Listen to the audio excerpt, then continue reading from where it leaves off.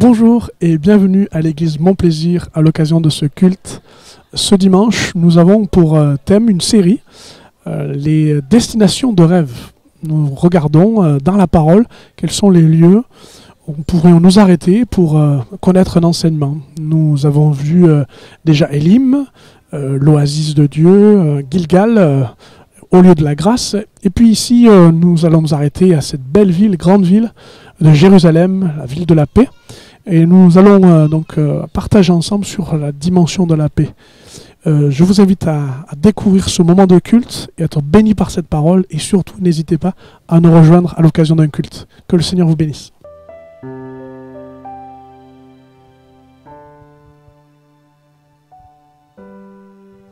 Nous allons partager la Sainte Seine et je me suis posé la question, comment allons-nous participer à ce repas? Dans quelle disposition d'esprit, finalement, dans quel état d'esprit, disposition de cœur, comment allons-nous fixer nos pensées, sur quoi allons-nous les fixer? Et quelques passages de l'Écriture vont nous aider à nous préparer. Nous lisons dans Éphésiens 2, au verset 8, « C'est par la grâce que nous sommes sauvés, par le moyen de la foi. » Oui, et là j'utilise la transcription de Cohen, « Oui, sa grâce seule est la source de notre salut, et cette grâce, vous l'avez saisie par la foi. Rien ne vient de nous, tout est cadeau. » Ce n'est pas en accomplissant les commandements de Dieu que vous l'avez acquise. Tout mérite est donc exclu et du même coup, toute raison de s'enorgueillir. Ce que nous sommes, nous le devons à Dieu. Et ce qui nous sauve, ce n'est pas ce que nous faisons, mais ce que Dieu a fait pour nous. Et dans Romains 3, nous lisons ceci. « Tous ont péché et sont privés de la gloire de Dieu.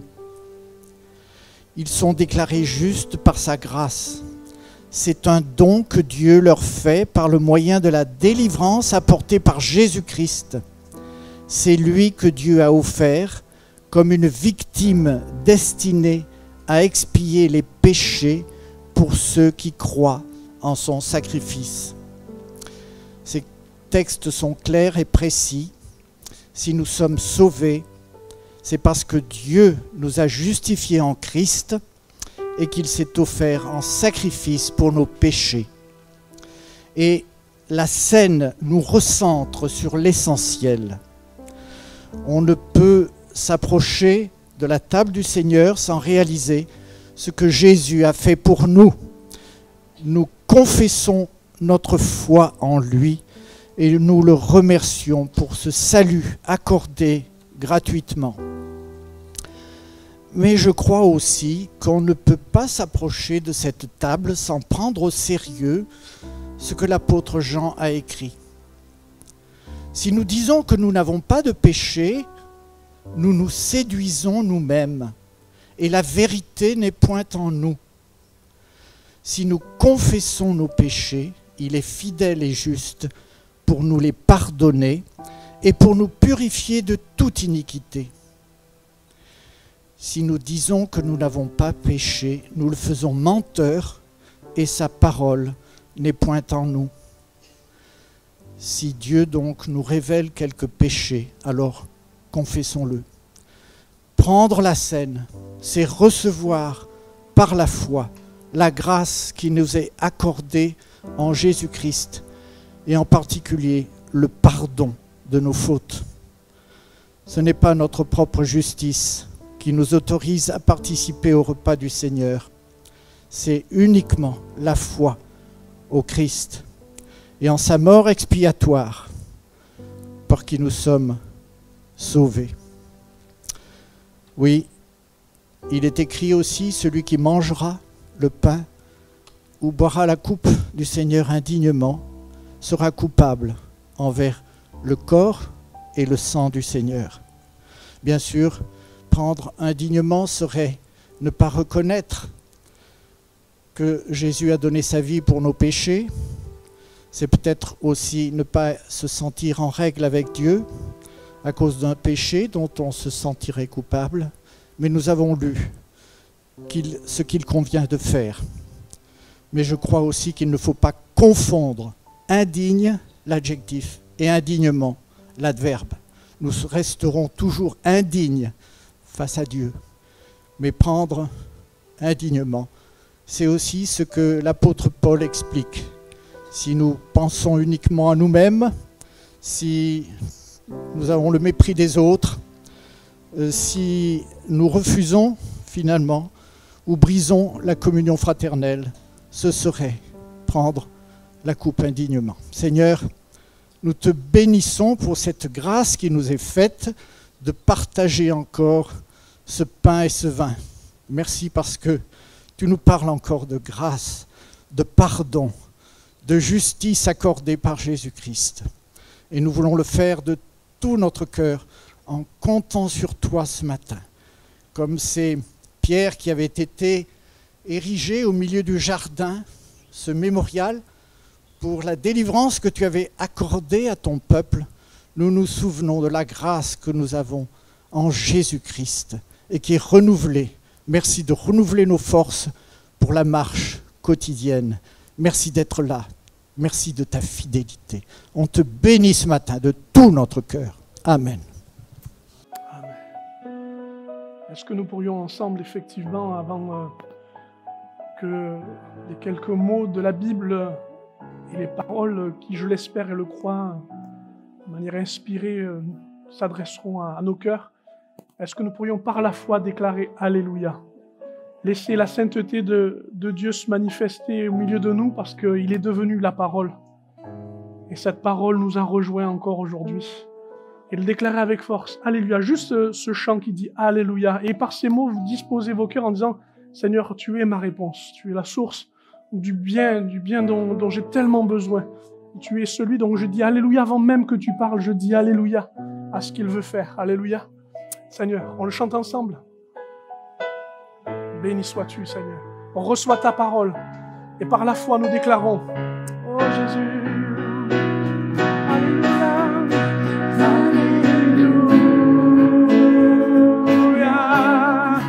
Alléluia. Alléluia. Alléluia. Tu es saint. Tu es saint. Alléluia, Alléluia, Alléluia. Tu es saint, tu es saint. Ta personne est bénie, et cette bénédiction vient jusqu'à nous. Cette sainteté qui aurait dû nous terroriser, nous amener à nous cacher, nous la cherchons, nous la voulons, parce que nous voulons le bien de ta maison, celui où tu te manifestes avec ta sainteté, que ta justice s'établisse par peuple, et que la guérison de nos cœurs se manifeste, et que tout ce qui n'a rien à voir, la chair, Seigneur, le diable, les puissances ennemies, et tout ce qui, mon Dieu, fait nuit, soit chassé au nom de Jésus, afin que toute intelligence soit éclairée, que tout cœur puisse déborder. Alléluia.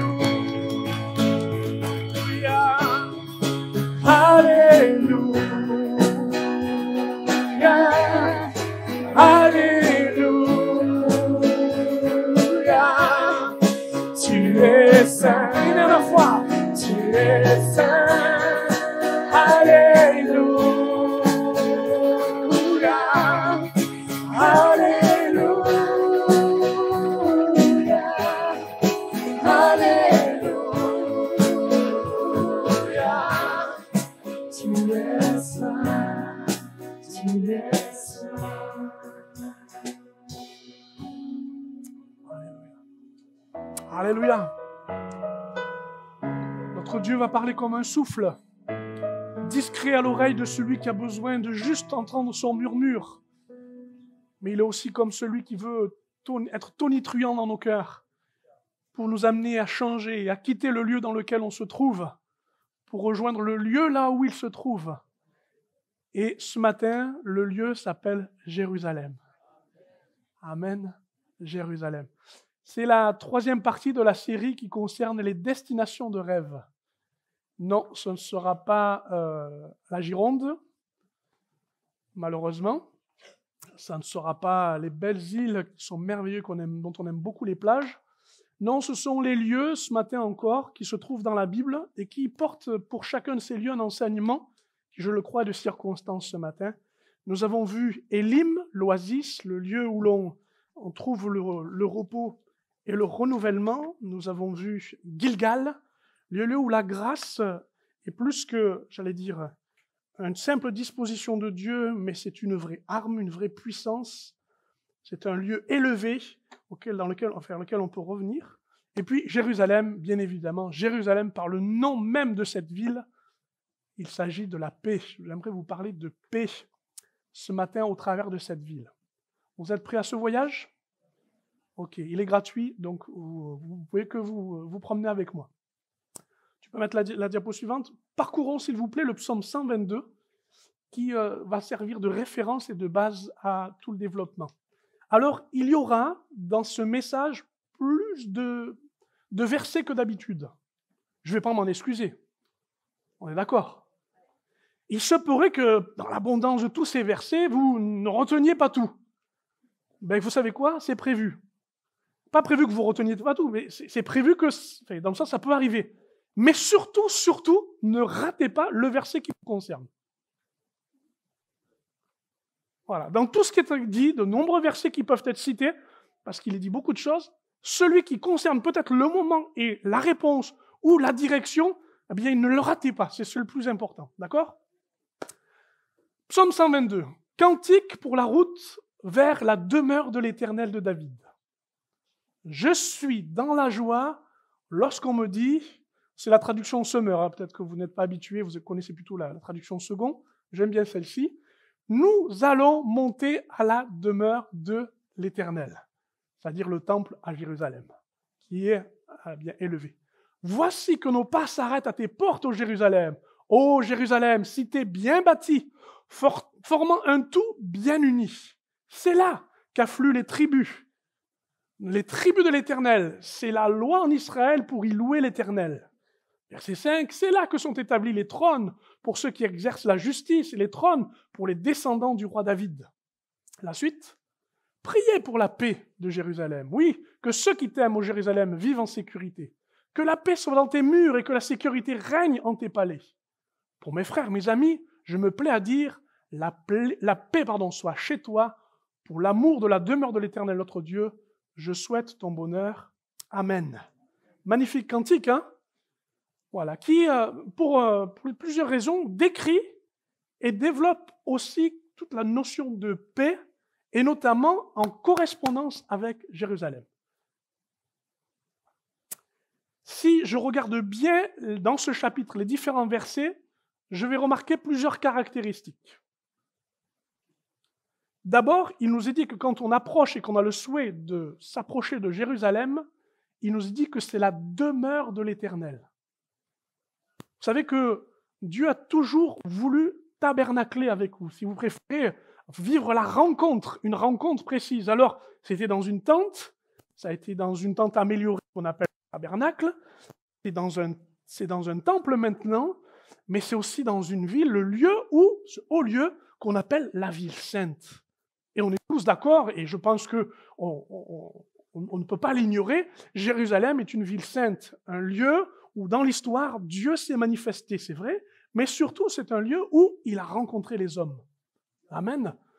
Et de nombreux récits nous racontent de quelle manière Dieu s'est manifesté, déjà pour que la ville, qui ne s'appelait pas Jérusalem à l'époque, eh bien, soit évacuée de ses habitants, pour que le roi David y établisse non seulement son palais, mais dans le désir d'établir le temple, et c'est Salomon qui le fera. La ville sainte, ville capitale, c'est une capitale. Pourquoi? Parce qu'elle rassemble et elle représente tout le peuple. Versets 3 et 4, il nous est dit qu'elle est bien bâtie et que sa construction permet que toutes les tribus affluent, toutes se rassemblent, toutes se ramènent. Et on sait que les fêtes d'Israël se mémoraient, se retrouvaient dans cette ville. Et la ville était remplie de joie à toutes ces fêtes, Pâques et toutes les autres, où toute la ville et les différentes tribus, qu'elles soient, j'allais dire, en exode et revenues ensuite, ou tout. C'est d'ailleurs pour ça que à la Pentecôte, nous voyons le jour de la Pentecôte dans le livre des Actes, Israël tout en émoi, parce que tous les Juifs sont rassemblés. C'est une ville qui rassemble, une ville importante. D'ailleurs, elle est tellement capitale que Dieu, dans les prophéties, l'utilise pour représenter tout le peuple. Quand il dit, par exemple, Sion ou Jérusalem, c'est souvent le même vocabulaire, il veut s'adresser en fait à tout le peuple. Et plutôt que de désigner les 12 tribus, plutôt que de désigner, il prend le nom, il personnifie, si vous préférez, pour ceux qui sont habitués à ce mot, le peuple d'Israël par cette ville. Il la représente par cette ville. Voyez son importance. Puis c'est une ville royale, les trônes sont établis, et on y établit la justice et les descendants de David ensuite. Ville royale parce que c'est un règne, parce que c'est un gouvernement, c'est une administration, c'est une gestion qui est là. Donc une ville sainte, vous me suivez, une ville capitale, une ville royale. Et ce qui est intéressant, c'est que le texte termine avec cette pensée de la paix. Ville dans laquelle Dieu a établi sa paix, la protège, mais aussi qu'il l'accorde parce qu'il nous a dit, je dis à mon frère, la paix soit sur toi. Comme je veux le bonheur de cette maison, la maison de Jérusalem, le temple de Jérusalem, de la même manière, je veux la paix pour mon frère. Alléluia. Donc cette paix qui est établie dans une ville sainte, capitale, qui rassemble tout le monde, royale, qui est gouvernée, administrée, gérée par Dieu lui-même dans les hommes qu'il a choisis, cette ville reçoit, protège et accorde la paix à tous ceux qui sont autour d'eux. Alléluia. C'est ce que ce chapitre nous dit, entre autres, et qui est intéressant par ses caractéristiques. Donc, la ville elle-même porte le nom de paix. On va plus loin. Mais de quelle paix il s'agit? Parce qu'aujourd'hui, on a besoin de paix. Ça gronde en Europe. Et la guerre nous fait de suite penser aux besoins de paix. Le prix du carburant qui monte et qui monte et qui monte nous dit, mais quand est-ce que ça va s'arrêter? La perspective de l'avenir demande la paix. Et s'il fallait continuer, je pourrais vous dire, est-ce que le virus circule et que va-t-il devenir au milieu de nous? Mais je ne vous parle pas de cette paix qui répond aux questions de l'actualité seulement. Cette paix-là, elle rejoint la notion aujourd'hui contemporaine. Mais il y a dans la Bible une autre notion.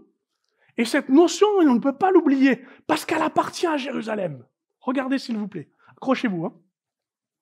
La paix moderne, la paix telle qu'on l'a définie, elle représente, c'est intéressant, c'est une paix en fait qui se manifeste quand il n'y a plus de guerre, quand il n'y a plus de sollicitation, quand il n'y a plus d'agitation. En fait, quand il n'y a plus rien, c'est la paix. Bizarre, hein? La paix, c'est quand il n'y a plus de conflit. C'est la paix. En fait, la paix telle que la notion aujourd'hui, on l'a construit, c'est par contraste. Souvent, on aspire à la paix, mais on ne se rend pas compte que cette paix, on veut juste que le conflit s'arrête. Que l'agitation et les sollicitations s'arrêtent. Je veux être en paix. Que, à l'intérieur de soi, quand nos pensées nous remuent, nos inquiétudes, nos préoccupations s'agitent, on veut qu'elles s'arrêtent, qu'elles se taisent. On veut la paix. Alors souvent, on va dormir. Souvent, on prend un cachet. On essaie de neutraliser tout ça. Et cette paix moderne, c'est juste neutraliser le reste. La paix, c'est neutraliser. C'est le contraste de dire, qu'il n'y a plus tout ça. Vous l'avez vécu comme moi, non? En fait, c'est dire, il faut plus qu'il y ait de conflit. La paix. Mais est-ce que c'est seulement ça? Plus de sollicitations aussi. Ça, c'est étonnant. Vous avez été ou vous êtes parents. Beaucoup de parents font ça. Ils disent, les enfants, qu'est-ce qu'ils nous sollicitent? Un peu de vacances, ça ferait du bien, n'est-ce pas? Et quand ils sont en vacances, vous êtes là, vous dites, qu'est-ce qui me manque? C'est ça la paix. Le shalom de Dieu, qui veut dire paix, est d'une autre définition. Elle n'est pas l'absence de, de guerre, l'absence d'agitation, elle n'est pas l'espace où, enfin, on est débarrassé des mauvaises circonstances et d'une vie intérieure malmenée. Non! Le shalom de Dieu, c'est le bien-être sur notre vie. Alléluia! C'est pas quelque chose qui a été bien rangé et qui ne fait plus mal ou qui ne nous inquiète plus. C'est la paix qui vient sur nous et tout notre être en est béni. Corps, âme et esprit. Alléluia! C'est la prospérité, c'est la paix qui se met au travail avec moi et qui me met en bénédiction autour de moi. Même dans le conflit, même dans les sollicitations, même dans les agitations intérieures. Parce que cette paix, elle n'est pas liée à la circonstance, elle est liée à la bénédiction qui poursuit ma vie. Alléluia! Elle n'a rien à voir avec la définition moderne, bien que cette définition existe. Et qu'elle est louable. Mais cette paix, elle est liée à la grande et magnifique définition qui englobe tellement de richesses, le salut. La paix, c'est quand Dieu se met à nous sauver. Parce que quand Dieu agit, quand sa main est là, quand sa présence se manifeste, c'est la paix. Alléluia. Quand on a fini avec nos questions de conscience, notre vie passée troublée, et que Dieu nous sauve, c'est la paix. Alléluia. La paix. Il y en a qui le signifieront comme ça. Je suis comme sur un nuage. Des cosmonautes. J'ai un poids en moins. Vous pouvez décrire toutes les sensations. La définition, c'est le salut. Amen. C'est le shalom de Dieu. C'est celui que je veux prêcher ce matin. Pas juste vous expliquer que dans la Bible, effectivement, il y a des choses qu'on retrouve dans les prophéties, mais le Jérusalem tel qu'on veut l'habiter, cette ville sainte qui, certes, existe encore aujourd'hui, c'est là où Dieu s'occupe de mon bien-être, que Dieu veut s'occuper de ma prospérité avec sa bénédiction. Dieu se charge du salut pour ma vie. Alléluia. Courez à Jérusalem, parce que c'est là où est le shalom de Dieu. Amen. On continue ? Alors pour atteindre cette paix, la paix moderne, il faut dire, pour faire la paix, on va lutter. On va calmer tout le monde. Le plus fort, c'est celui qui gagne. Et il impose la paix et ses règles.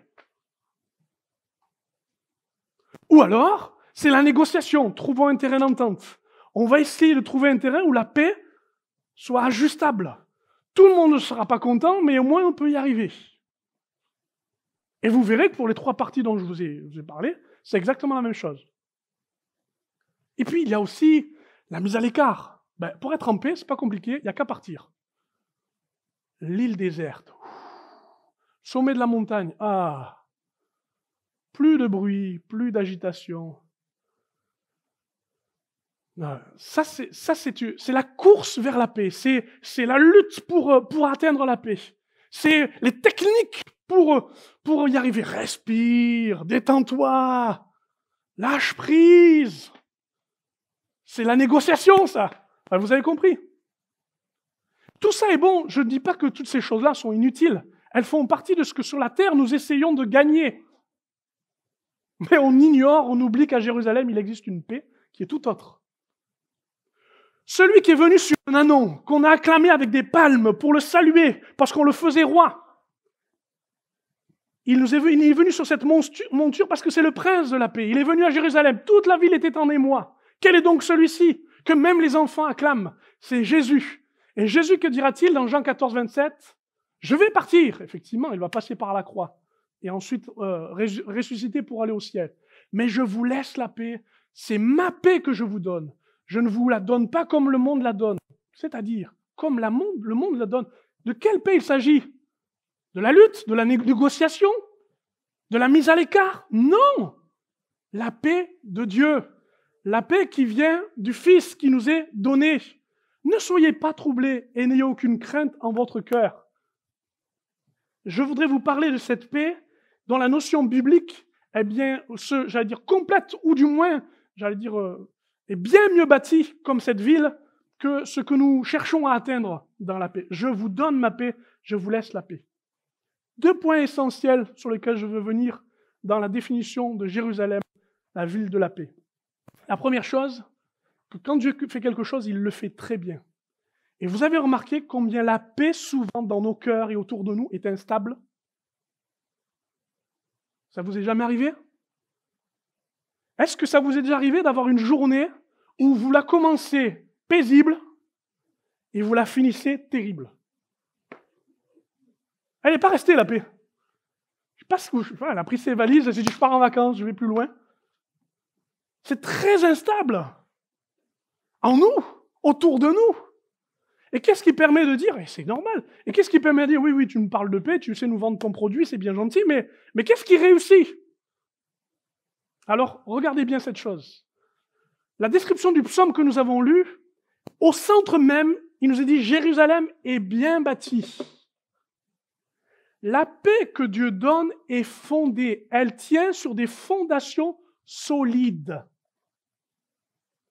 Et souvent, ce qui pose problème à notre paix, c'est qu'elle n'a pas l'assise et la fondation pour tenir toute la journée. Parce qu'il y a des voleurs de paix, parce qu'il y a des troubles faits, parce qu'il y a toujours le moyen d'essayer de vous enlever ces moyens. Ce que Dieu pose, ce que Dieu donne en Jérusalem, il nous dit, c'est fondé. Me direz-vous, Jérusalem n'est pas restée construite tout le temps. Elle a été envahie et détruite. C'est vrai. C'est vrai parce que le peuple avait parfois ignoré les commandements. Cru qu'à un moment donné, puisque Dieu les délivrait à chaque fois, il le ferait encore. Seulement, vous lirez comment Ézéchiel, Jérémie se sont adressés à Jérusalem et ont essayé, regardez, écoutez, relisez ce que Jésus dira lui-même de Jérusalem. Jérusalem, tu n'as pas connu le temps où tu étais visité. Dieu a voulu fonder cette paix. Et c'est sur cette paix que nous voulons poser notre vie. Comme Jérusalem subsiste et subsistera, parce que la paix de Dieu, il la conserve. Mais si nous nous amusons à troubler notre vie, à décider que Dieu nous suivra dans les projets inutiles et stériles, croyez-moi, la paix va disparaître. C'est une paix fondée. Tu peux mettre la suite ? D'abord parce que, quand je lis le texte, il nous est parlé de portes, les portes de Jérusalem. Ézéchiel est intéressant au chapitre 26, parce qu'il nous dit « Fils de l'homme ». Il s'adresse à la ville de Tyr, qui est, si vous préférez, le négatif de Jérusalem. Si vous préférez, c'est la ville complètement opposée à Jérusalem. Il nous est dit ceci, parce que Tyr a dit sur Jérusalem « elle est brisée ». Effectivement, c'est le temps de sa condamnation. C'est le temps où Jérusalem devait payer de sa désobéissance. Il dit, elle est brisée, écoutez bien l'expression, la porte des peuples. Puisqu'elle est brisée, maintenant on se tourne vers moi. Je me remplirai et elle est déserte.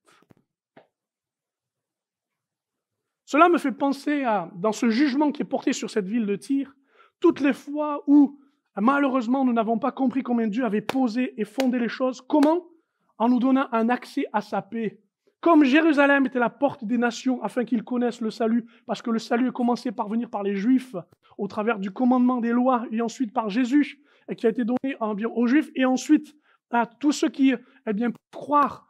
Eh bien, dans ce brisement, Dieu avait toujours voulu que la porte soit ouverte. La paix est toujours accessible, mes amis. Et je veux bien croire que dans toutes les tempêtes que vous vivez, dans tout ce que vous vivez à l'intérieurement autour de vous, vous cherchez des solutions, vous n'avez pas les yeux humains, vous n'avez que des yeux humains pour comprendre. J'aimerais juste vous inviter, il existe une porte à Jérusalem, dans laquelle il nous dit la porte des peuples, par laquelle je peux passer, parce que c'est là que Dieu veut me donner sa paix.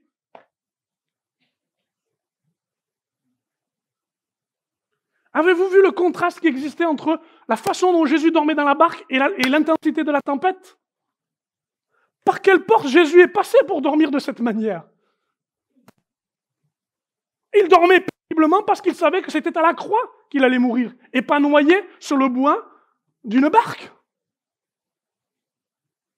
De la même manière, je suis en paix quand je sais que Dieu m'a ouvert un accès et que c'est pour ma vie qu'il l'a donné. Mon ami, tu es devant la porte, franchis-la. C'est la paix que Dieu te donne. Oui, mais ce n'est pas certain. Peut-être que cette paix est conditionnelle. Peut-être qu'elle est arrangée. Voilà, c'est bon comme argument, ça vous va? Voyez-vous, si vous ne vous tournez pas vers cette porte, vous irez vers Tyr. Et Tyr vous dira, fais de l'acupuncture. Tyr vous dira, va faire des massages, va faire des cures. Mais bien sûr que tout ça est bon. Enfin, presque bon. Non, des fois, c'est pas bon du tout. Mais parce qu'on cherche la paix. À quelle porte allez-vous vous tourner? Mes amis, mais la porte n'est pas fermée. Elle n'est pas encore fermée. On continue. Parce que j'en ai plusieurs, là, il faut que j'avance. Les murs, il nous a dit, elle est bien bâtie, ces murs, ces montagnes. Vous savez qu'elle était placée au milieu des montagnes. Il me manque du temps pour vous décrire la topographie de Jérusalem. Elle est intéressante. Et je sais qu'ici, beaucoup ont pu visiter et sont beaucoup mieux renseignés parce qu'ils y sont allés. Et ils pourraient très bien nous expliquer. Je manquerai de temps, mais je veux venir à l'essentiel. Le texte de Psaume 51, verset 20 dit ceci: dans ta bonté, fais du bien à la ville de Sion, c'est-à-dire Jérusalem, et bâtis les murs de Jérusalem. Mais pourquoi bâtir ces murs? Comme Néhémie s'est effondré quand il a su que les murailles étaient consumées, que les portes étaient consumées et que les murailles étaient renversées. Parce que la paix, Dieu veut la protéger.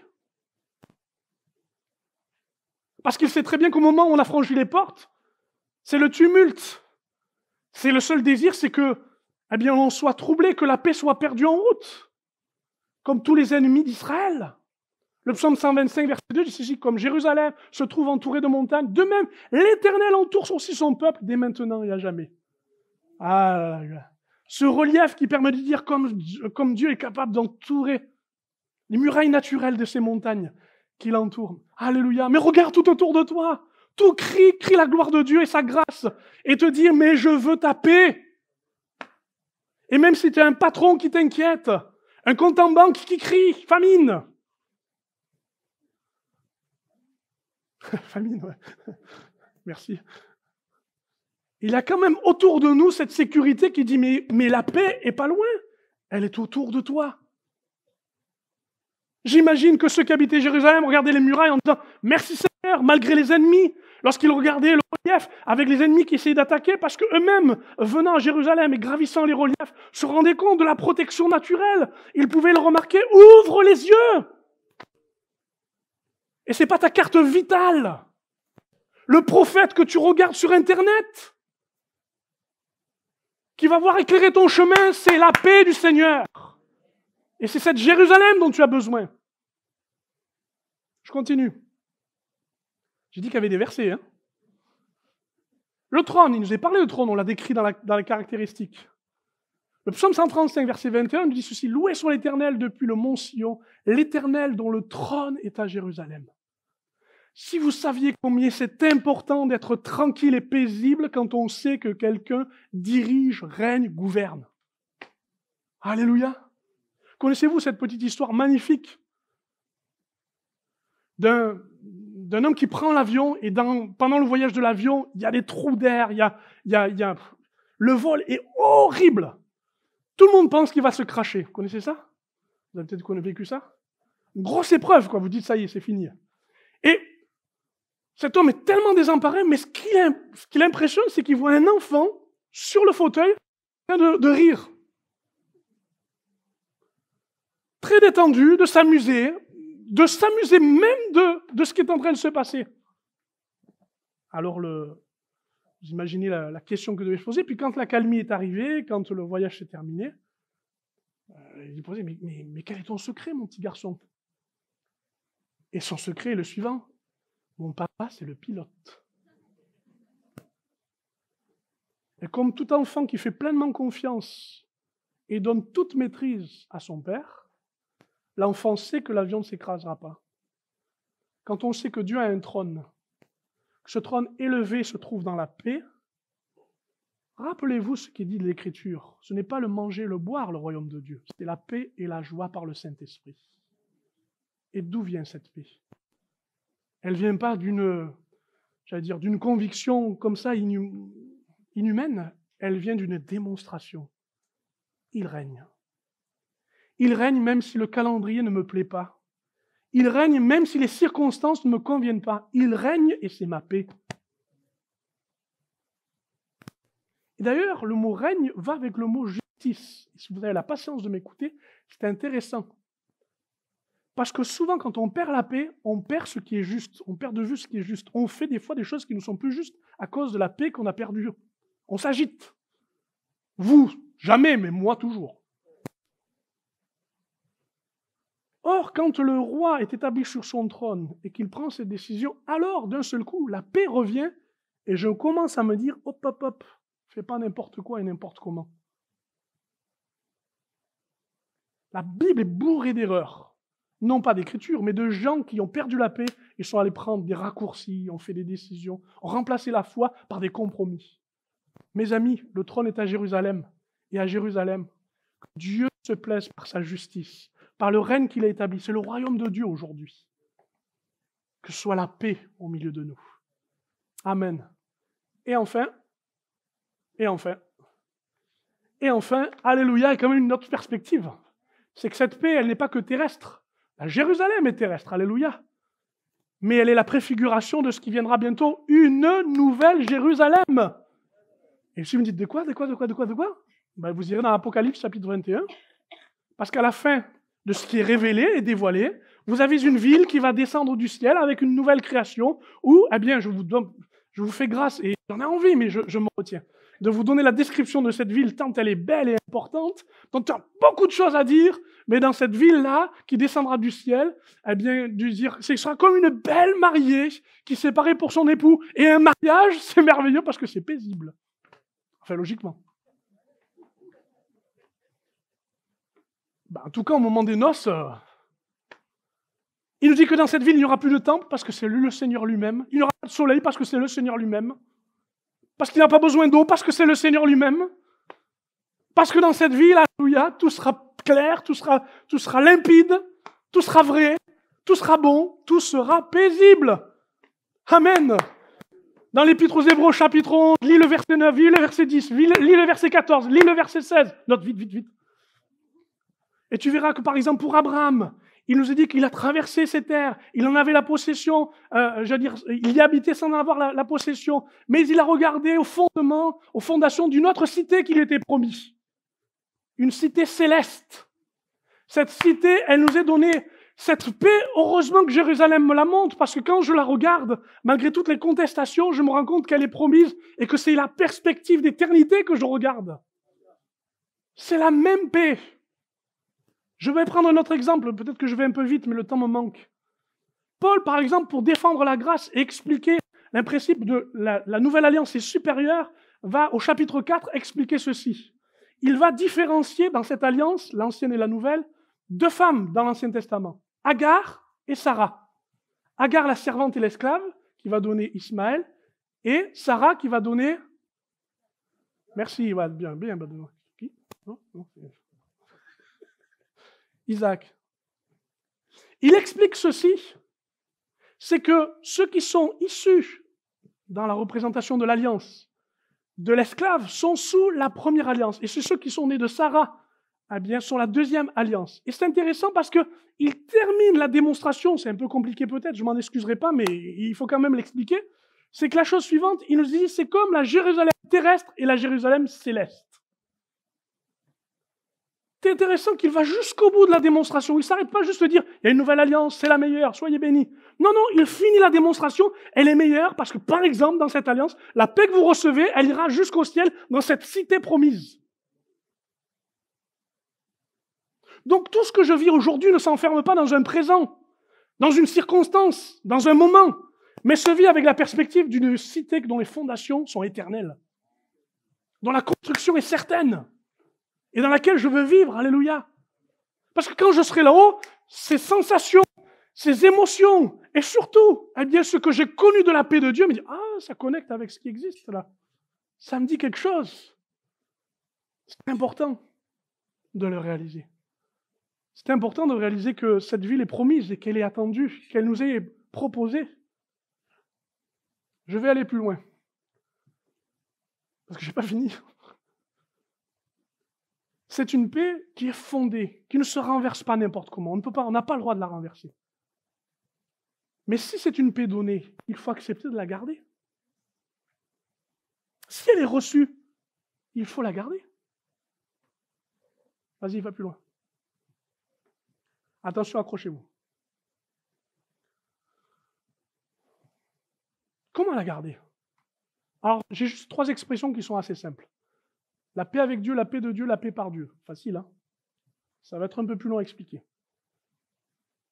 Si c'est une paix donnée, si c'est Jérusalem dans laquelle je vais habiter, vous avez compris la dimension d'une paix, celle qui est fondée.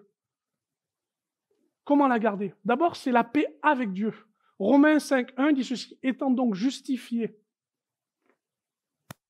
où nous avons reçu la justification, nous avons la paix avec Dieu. Êtes-vous en paix avec Dieu?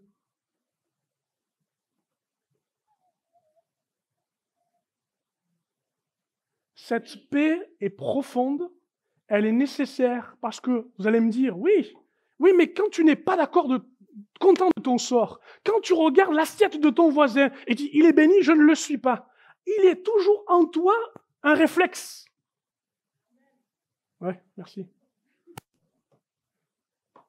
De dire à Dieu ce qu'il doit faire ou de lui administrer un procès. C'est Amen, Alléluia, je te bénis, mais je me comporte rien à voir avec la paix avec Dieu. Est-ce que vous comprenez que cette paix va nous chercher même avec la paix avec nous-mêmes? Si tu fais, je t'ai justifié, je t'ai pardonné, je suis en paix avec moi, pourquoi tu n'es pas en paix avec toi-même? Et là, le grand silence me fait comprendre. Je te justifie, mais tu n'arrives pas à te justifier toi-même. Qu'est-ce qu'il faut? Plus que le sang, plus que la croix, plus que la résurrection. Qu'est-ce qu'il faut? Cette paix, quand je la garde, elle initie et réinitie toujours l'œuvre de Dieu dans ma vie. C'est là où par la paix, Dieu se remet au travail avec moi, que Dieu recommence avec moi. Elle est essentielle, cette paix avec Dieu. La paix avec Dieu, allez, j'y vais. La paix avec Dieu, elle est nécessaire, par exemple, quand vous ne priez plus et que vous dites, c'est pas bien, je prie pas. Ah, c'est pas bien, je prie pas. Mais là, vous troublez la paix avec Dieu. Hein. J'y vais? Bon, j'y vais.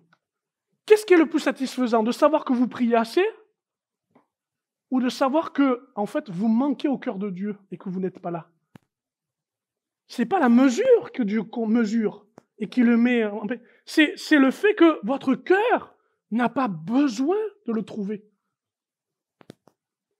Ce n'est pas le fait de dire « Oh là là, les autres vont me juger, je ne suis pas un bon chrétien, je ne prie pas assez. » Ça n'a rien à voir avec tout ça, ce n'est pas le bon motif.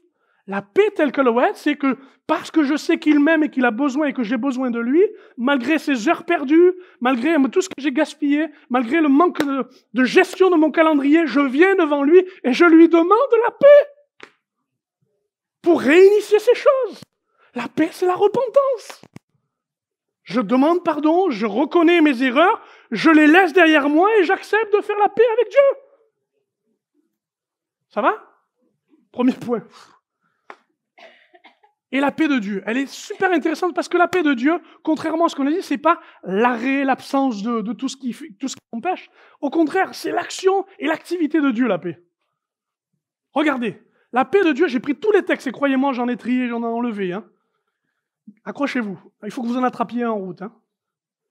La paix de Dieu, c'est par exemple, le Dieu de paix vous sanctifiera, corps, âme et esprit. C'est là où la notion de corps, âme et esprit est complète au niveau de notre personne. Et c'est au niveau de la paix que ça se passe. Je peux me sanctifier si je sais que le Dieu de paix est avec moi. Sinon, je fais marcher ma chair, je satisfais ma chair, je meurtris ma chair, mais j'avance à rien. Vous comprenez?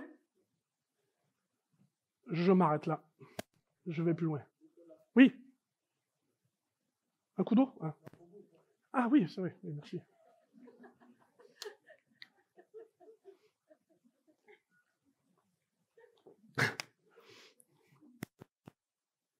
Merci. J'apprécie, d'ailleurs, j'obéis.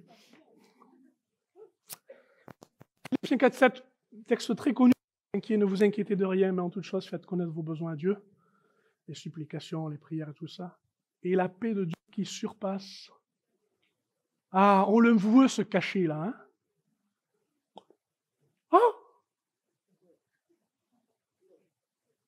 Tout va bien. On est d'accord que c'est pas ça la paix de Dieu. C'est pas de la magie. Ping! Ça y est, c'est fait. Non. C'est prendre mes pensées, les ramener à la parole de Dieu, les rediscipliner pour qu'elles suivent eh bien, ce que Dieu veut dans sa volonté. Il gardera nos cœurs comme un bon berger qui dit « Viens là. Viens. Non, reviens. Allez, reviens. Ouais. Allez, entre. Allez, entre, allez. » Et pas juste, allez, ça vient, oh, ça y est. Vous savez quoi? On est souvent comme ça. Je suis comme ça. Mais oui. Allez, hop, ça se passe vite, ça se passe, c'est clair, hop, c'est terminé. Ah, merci Seigneur. Puis après, on vient de sortir, et là, qu'est-ce qui s'est passé? Non, non, non, la voix du bon berger qui nous amène à dire, je garde ton cœur, là, parce que je suis un Dieu de paix. Ça va?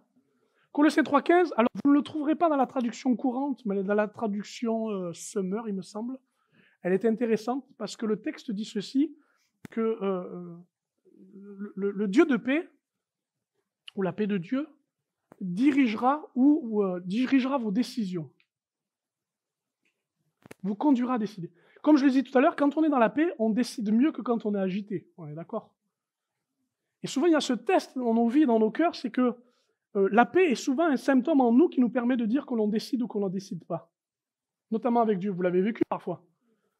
Vous avez deux orientations, vous avez un choix crucial à faire, vous vous dites, je fais quoi? Et là, vous attendez que le voyant s'éclaire, c'est celui de la paix. C'est vrai? Si je suis en paix, ça va.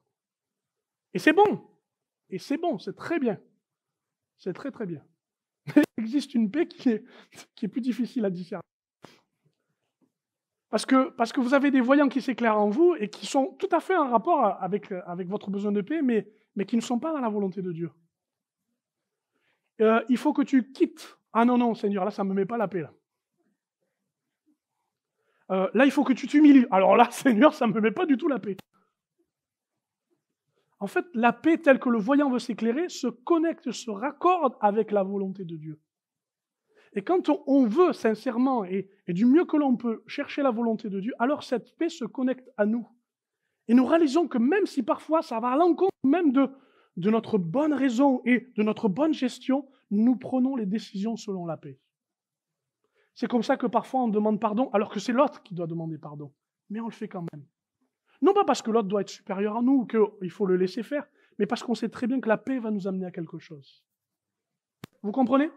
C'est tout cet équilibre qui est difficile à comprendre. Vous relirez dans le texte et dans sa traduction, mais c'est intéressant de quelle manière Dieu gouverne notre cœur par la paix. Et que souvent, on n'arrive pas à se diriger, on n'arrive pas à choisir, parce qu'on n'a pas compris comment la paix de Dieu se manifestait en nous. Vaste sujet, on en reparlera peut-être un autre jour.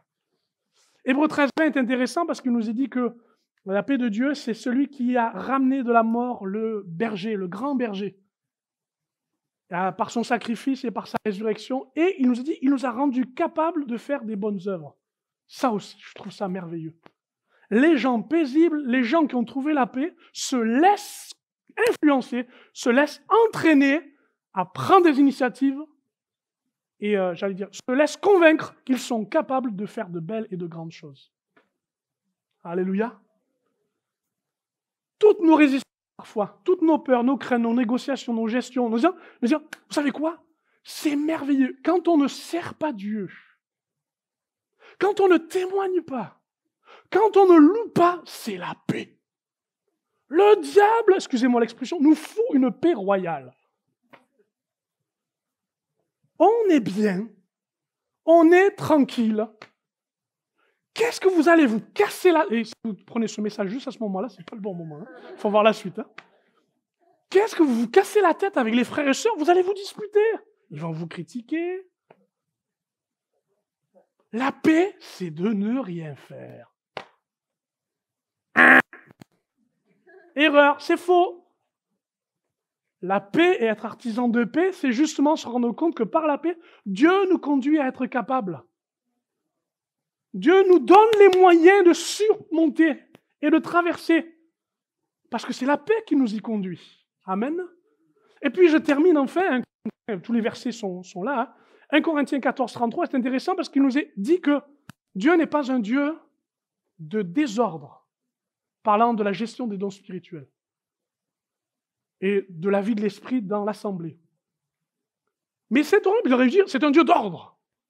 Ben, au lieu de dire le Dieu d'ordre, il est marqué un Dieu de paix. La paix, mais de l'ordre. Ça, c'est intéressant. Ça mériterait tout un message. À réfléchir. Dites-moi, quand vous rangez votre maison, messieurs, votre garage, enfin, madame aussi, peut-être que vous avez un garage aussi, Quand vous avez fini votre travail, vous êtes là, vous êtes... Je suis en paix. Plutôt que de voir tout ce qui traîne, me dire à chaque fois, il faut que je le range, Et puis si vous ne le faites pas, quelqu'un vous dira de le faire. Mais faire ce qui est bon, faire ce qui est juste, faire ce qui est agréable, c'est plaisant et c'est paisible pour nos cœurs. Qu'est-ce que vous en pensez? Mais de la même manière, Dieu cherche l'ordre, non pas parce qu'il est psychorigide, excusez-moi, parce qu'il aime très bien quand c'est carré, arrêté, non, parce qu'il sait très bien que la paix met en ordre les choses et satisfait le cœur de Dieu comme le nôtre. Réfléchissez à cela, à la façon dont vous mettez votre vie en ordre, dont vous reprenez les ordres de Dieu et de quelle manière vous y allez, parce que c'est là où est la paix de Dieu. Ça va? Puis j'ai gardé la fin. Romains 16,2, il nous dit ici, le Dieu de paix écrasera la tête de Satan sous vos pieds. Il écrasera sous vos pieds Satan. Quand même important ça. Le Dieu de paix écrase. Il y a quelque chose qui ne va pas. Parce que quand Dieu nous dit, garde ma paix, je te l'ai donnée, c'est pas pour qu'un s'amuse avec, mais qu'au contraire, nous soyons assez vaillants, assez courageux, pour pouvoir dire la paix dérangera toujours le diable.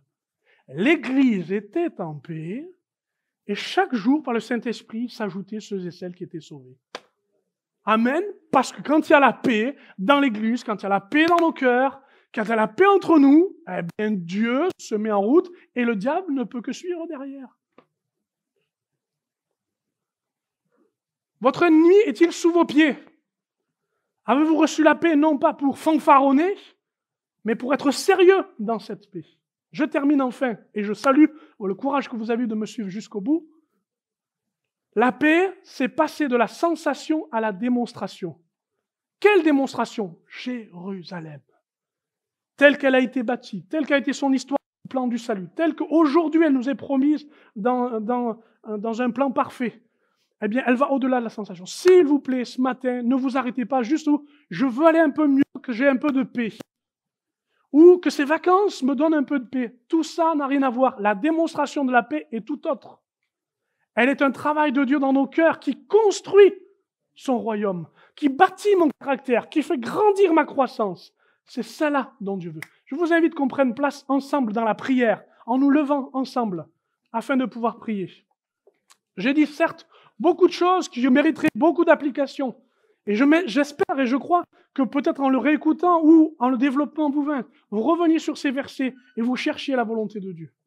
Mais ce matin, c'est l'expérience que nous voulons vivre ensemble. Non pas d'une paix fugace qui fait que ça va mieux, mais de la paix de Dieu qui garantit mes relations avec les autres. D'une paix de Dieu qui me garantit dans le service pour aller jusqu'au bout. D'une paix qui me remet en ordre et qui remet de l'ordre dans ma vie. C'est ça la paix que Dieu veut donner, et pas une autre. Alléluia. On courbe notre front, on ferme nos yeux un instant. La musique va nous rejoindre dans quelques instants et on veut s'adresser à Dieu.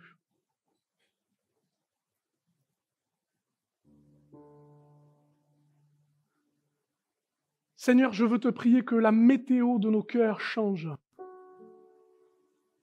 ne sais pas quelle est l'ambiance chez certains, mais Seigneur, ça manque de paix terriblement. Inquiet de ce qui va se passer, inquiet de ce qu'ils sont et de ce qu'ils font, peu importe. Prie que ta grâce maintenant se manifeste pour chacun. Nous nous éloignons de ce qui est de notre propre conception, des définitions modernes, et nous entrons dans Jérusalem, ville établie, qui est une pierre pesante pour toutes les nations qui essaient, politiquement, de s'en occuper, de s'en accaparer. Cette paix, Seigneur, cette ville, elle fait partie du destin de toutes les nations et du plan du salut. Mais pour nous, elle est ce besoin de paix pour chacun. Seigneur, fais-nous entrer dans tes murs. Nous passons par tes portes. Et je prie maintenant, comme le psalmiste le faisait, que la paix soit sur toi, mon frère ou ma sœur. Comme dans les temps bibliques, nous pouvions le lire même dans les lettres des apôtres. Que la paix vous soit donnée. Que la paix règne dans vos cœurs. Que la paix de Dieu te donne de pouvoir avoir des études conduites par l'Esprit de Dieu. Que la paix te ramène à un mariage plus conséquent. Que la paix de Dieu t'instruise. Que la paix de Dieu te construise. Que la paix de Dieu soit autre que tu connais. Seigneur, nous croyons que ce trône élevé établit la paix au milieu de nous. Je te demande pardon pour tout ce qui a nui à la paix. Nos façons de penser, nos caractères, tout ce qui nous a rendus envieux, critiquables. Nous voulons la paix.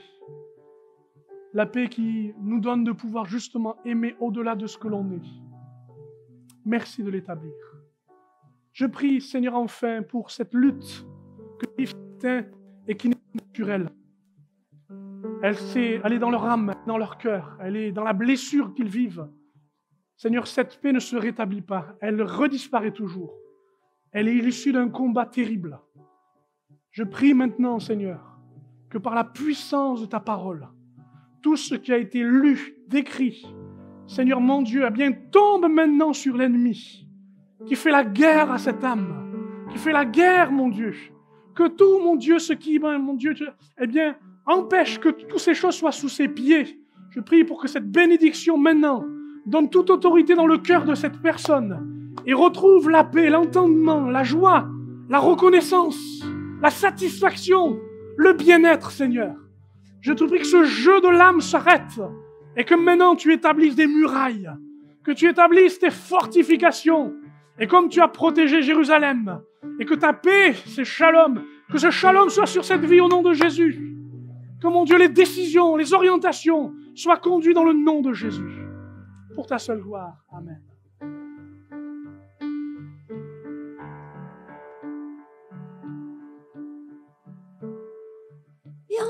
Comme ma foi est profonde, dans le doute, comme ma paix semble fondre. Oh.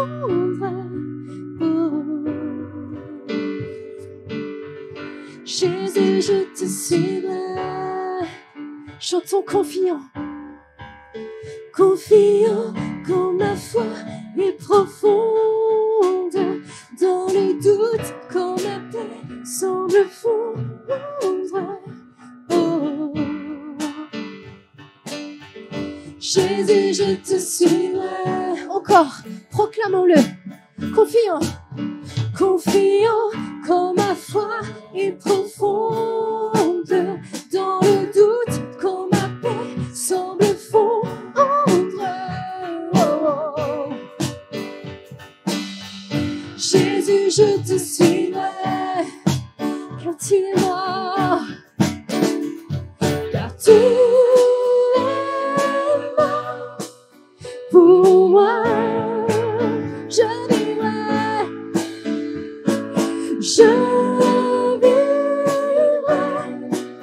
pour toi. Tu t'es offert sans regarder, tu as souffert pour me sauver. Oh. Jésus, je te suivrai. Je t'aimerai plus que la vie, te servirai malgré le prix. Oh. Jésus, je te suivrai.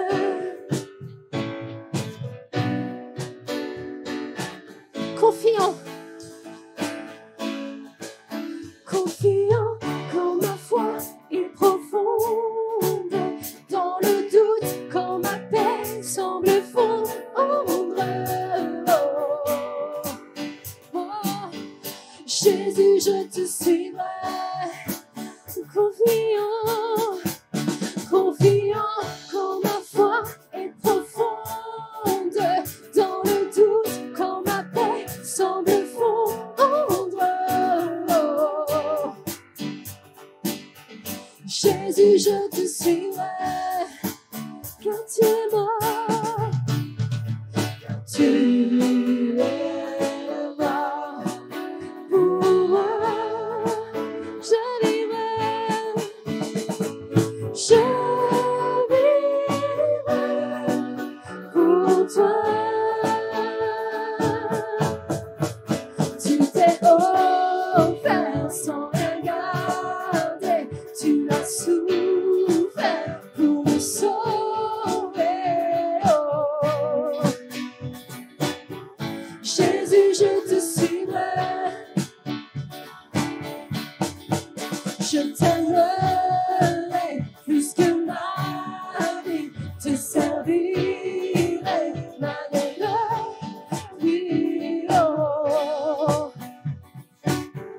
Jésus, je te suivrai. Oh, oh, oh, oh, oh. Jésus, je te suivrai. Oh,